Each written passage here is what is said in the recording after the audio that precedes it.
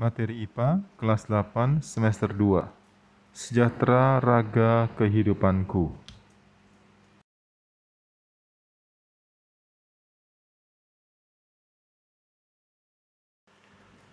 Untuk pertemuan yang pertama, kita akan melihat bersama-sama ya tentang makanan sebagai sumber energi itu bagi manusia.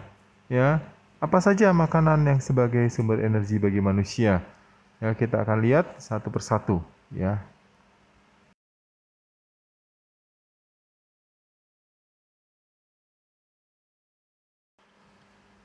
Makanan.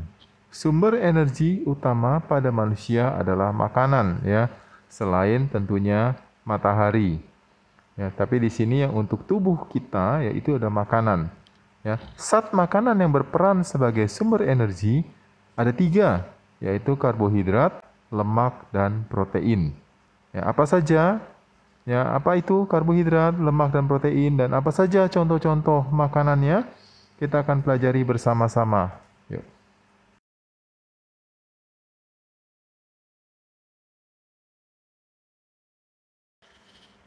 Karbohidrat.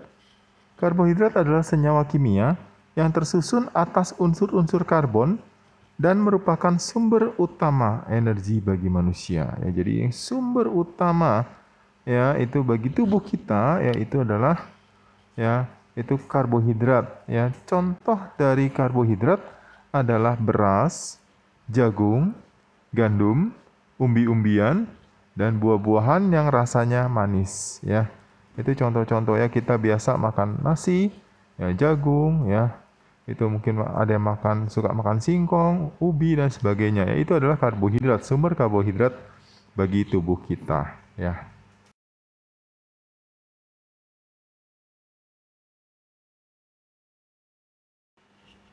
Nah, ini adalah gambar ya, contoh-contoh karbohidrat. Nah, itu ada mie, ya, ada pisang, apel, ya, terus ada roti, jagung, ya, ada oats, ya, gandum, ada kentang, ya, dan sebagainya. Ya, itu adalah contoh-contoh karbohidrat, ya. Mungkin sebagian besar kita suka makan, ya, sehari-hari, ya.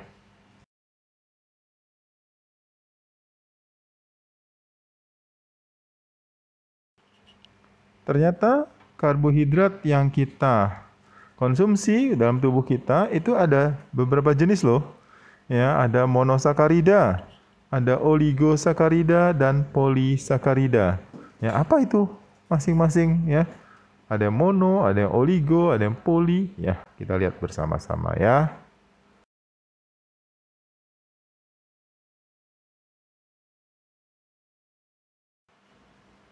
Monosakarida.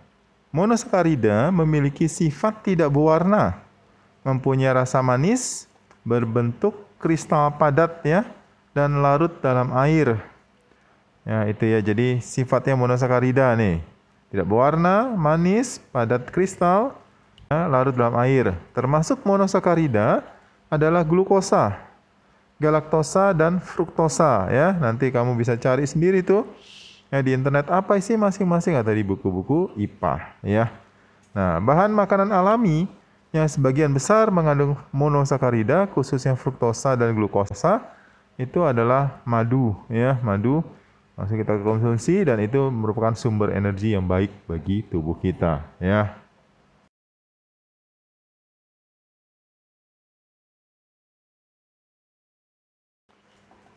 Nah, sekarang oligosakarida ya. Oligosakarida merupakan karbohidrat yang apabila dihidrolisis menghasilkan 2 sampai 6 monosakarida. Ya, jadi kalau monosakarida itu sudah 1 ya. Nah, ini oligosakarida ini bisa 2 sampai 6 monosakarida. Nah, oligosakarida yang penting dalam tubuh kita ya itu adalah disakarida ya, 2 monosakarida jika dihidrolisis ya.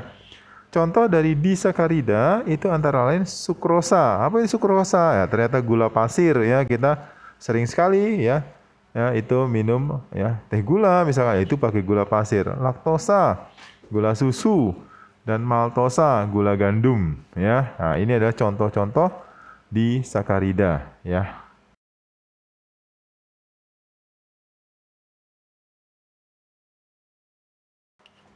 Nah, terakhir, polisakarida.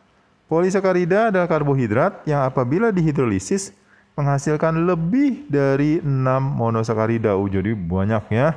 Ini berarti kompleks nih ya, nggak seperti monosakarida atau oligosakarida ya. Nah, contoh polisakarida dalam kehidupan sehari-hari yaitu amilum ya, itu pati ya, glikogen ya, gula otot, dan selulosa. Nah, selulosa ini tidak bisa dicerna oleh alat pencernaan ya tubuh kita ya.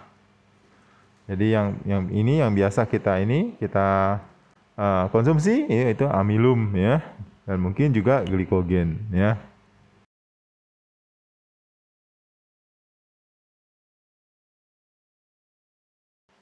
Kita beralih pada protein. Ya, protein, senyawa kimia yang mengandung unsur C, H, O, dan N. Ya, kadang-kadang ada juga unsur P dan S. Ya. Apa sih itu masing-masing? Ya.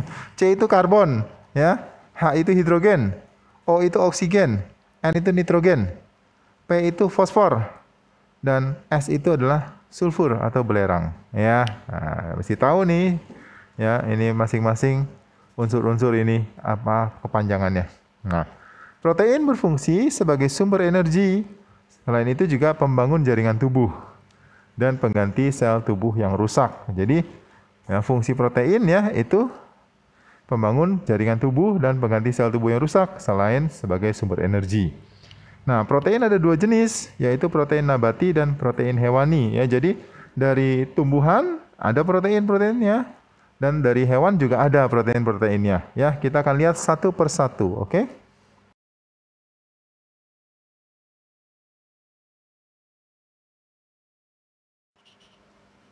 Protein nabati.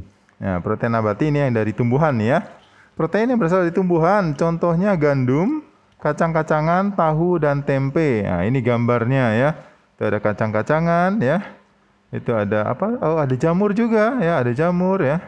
Ada apukat juga, ada wortel ya, dan sebagainya ya. Itu protein nabati ya, contoh-contohnya ya. Kita pasti sering makan ya.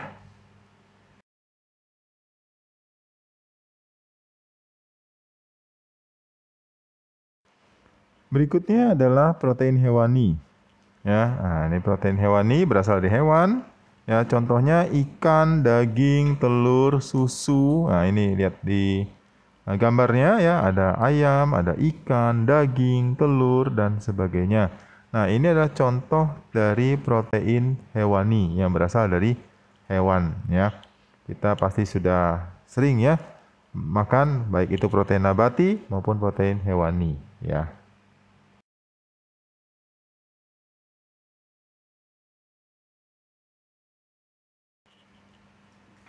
Yang terakhir, sumber energi bagi tubuh manusia adalah lemak.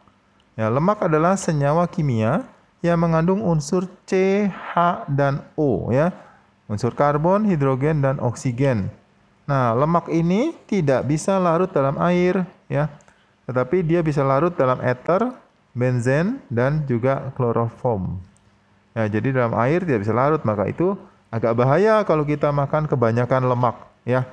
Nah, lemak ada dua jenis, yaitu lemak nabati dan lemak hewani. Ya, kita akan lihat ya, apa saja yang termasuk lemak nabati dan lemak hewani.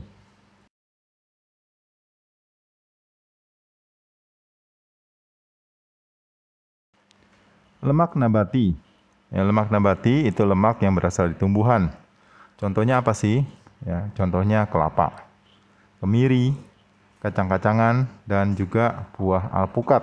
Jadi itu ya lemak dari tumbuhan itu yang tumbuhan-tumbuhan yang kalau kita ekstrak ya itu bisa menghasilkan minyak ya seperti minyak kelapa, minyak kemiri, ya minyak kacang-kacangan dan sebagainya. Ya, itu adalah lemak nabati ya. Biasanya lemak nabati itu bagus buat tubuh ya, biasanya ya.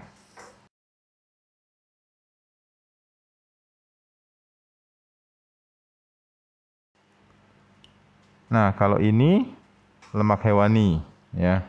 Lemak yang berasal dari hewan, contohnya keju, kuning telur, mentega, dan sebagainya. Ya, ini lemak-lemak hewani ini ya, kita lihat di gambar ya, ada ikan ya, ada keju ya, daging ya, telur. Nah, lemak hewani ya cukup banyak yang berbahaya bagi tubuh kita kalau kita makan secara terus-terusan. Ya, tapi kalau sesekali sih nggak apa-apa ya, karena bisa mengakibatkan kolesterol dalam tubuh ya, kita bisa sakit dan seterusnya. Ya, maka dari itu kita harus menjaga ya, jangan sampai terlalu banyak. Misalnya makan kuning telur ya, banyak-banyak ya, itu pasti hasilnya kolesterol ya, kita pasti sakit. Nah, makan minyak ya, minyak dari daging ya, itu banyak-banyak, wah enak ya, tetapi jadi sumber penyakit bagi tubuh kita ya.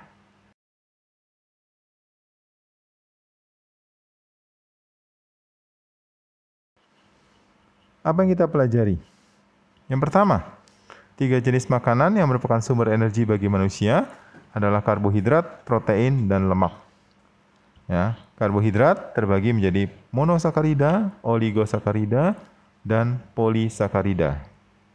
Protein dan lemak dibagi menjadi protein nabati, lemak nabati, dan protein hewani, lemak hewani. Ya, jadi masing-masing ya ada yang dari tumbuhan dan ada yang dari hewan.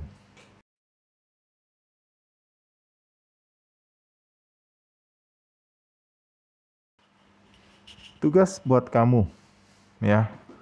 Kamu explore ya, explore secara mandiri, tuliskan masing-masing 3 dampak negatif yang dapat timbul jika mengkonsumsi karbohidrat. Jadi karbohidrat 3 dampak negatif, ya, protein 3 dampak negatif, lemak juga 3 dampak negatifnya.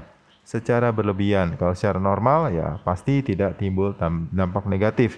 Tapi kalau berlebihan ya pasti ya timbul dampak negatif. Tapi jangan kamu tulis jadi menimbulkan sakit, ya udah tahu lah pasti sakit lah, tapi sakitnya apa gitu ya. Kamu harus jelaskan di situ ya, tuliskan ya.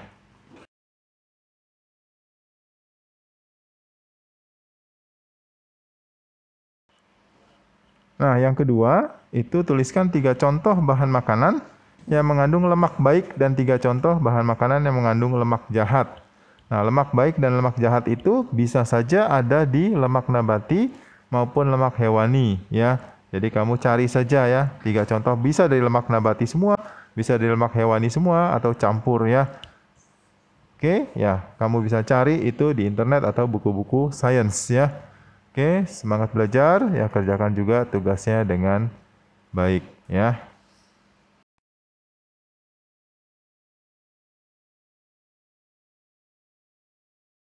Selesai sudah pembelajaran kita pada kesempatan kali ini.